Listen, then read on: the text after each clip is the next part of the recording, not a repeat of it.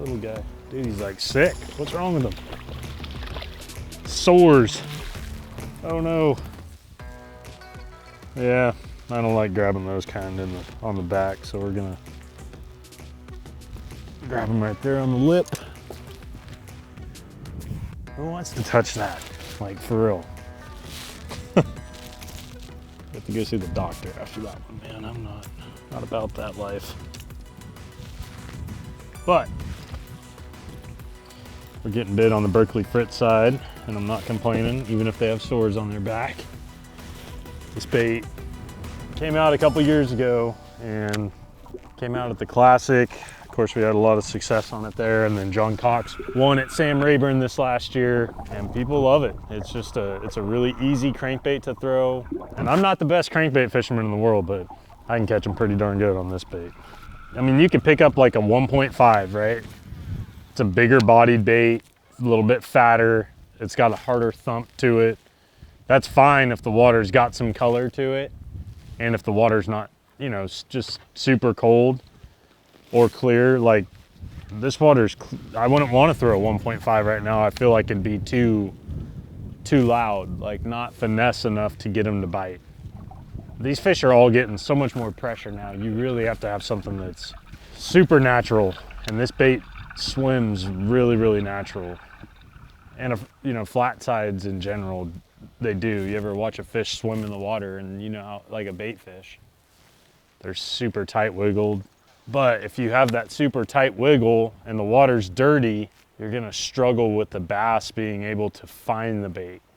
So that's kind of my rule of thumb, is like, if the water's clean, no matter what the temperature is, if the water's cleaner, I'm gonna throw a flatter sided crankbait like this one.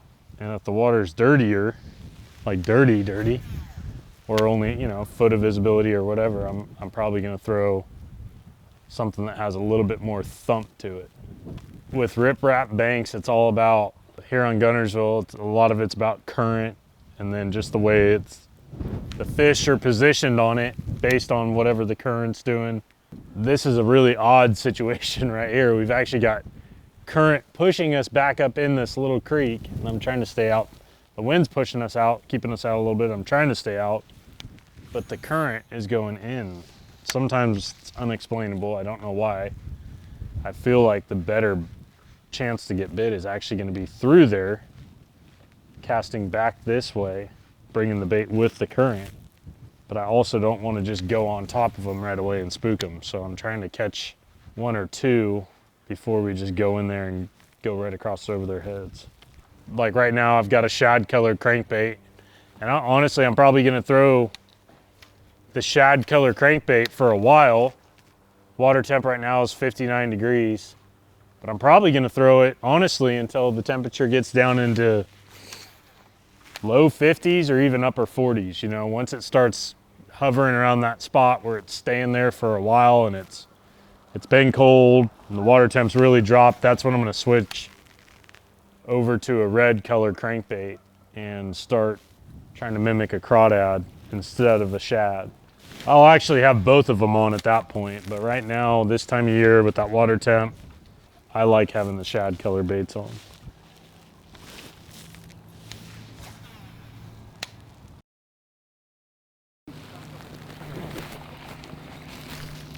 That one bit right away. Just pulled up here and caught one. Again, that water temp is what we're looking at, and this one doesn't have sores. That's nice. But we're looking at a 59 degree water temp right now and clear water. So we're using a more natural translucent colored bait right there.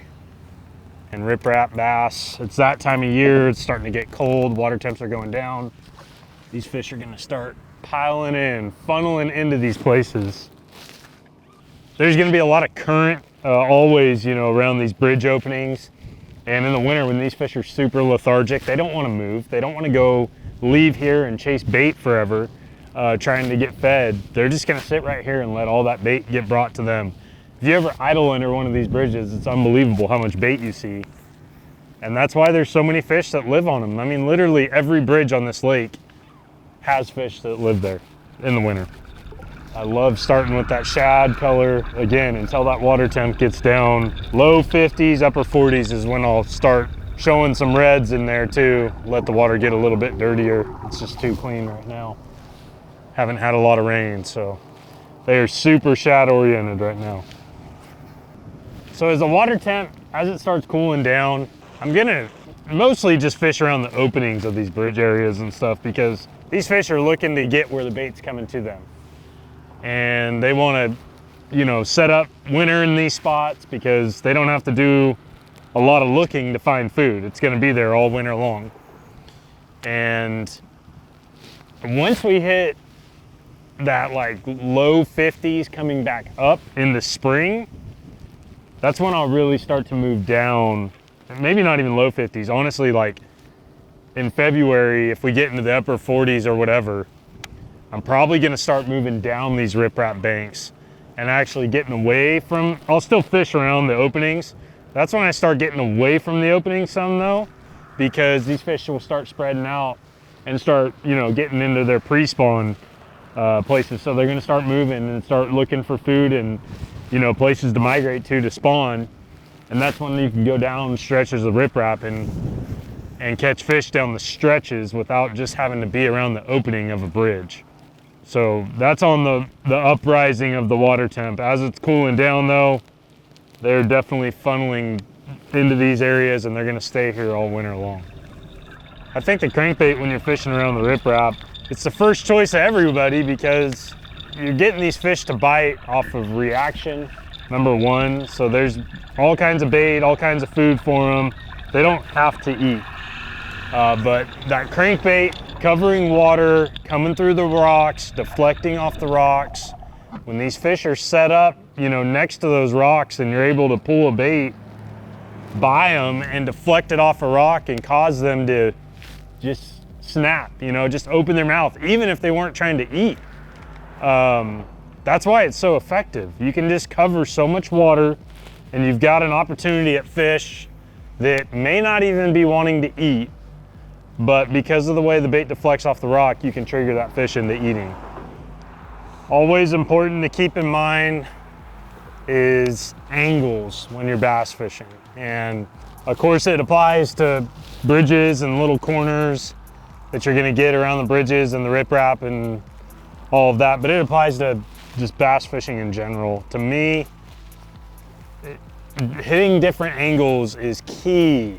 Super, super key, so important on being able to generate a few extra bites throughout the day that you might not have been able to do, you know, had you just gone down a bank a certain direction and don't turn around and show them a different angle of a cast. And it's obviously very important around this type of structure because of current and wind. You can see the wind today, everything's moving one certain direction, but there might be one rock that sticks out a little bit further and you bring your bait over that rock from this direction, no bites. You go up the other way, throw back on it and get 2 bites. And if you hadn't done that, those are 2 bites that you're gonna miss out on. I can't tell you how many times I've caught extra fish by switching the angles up.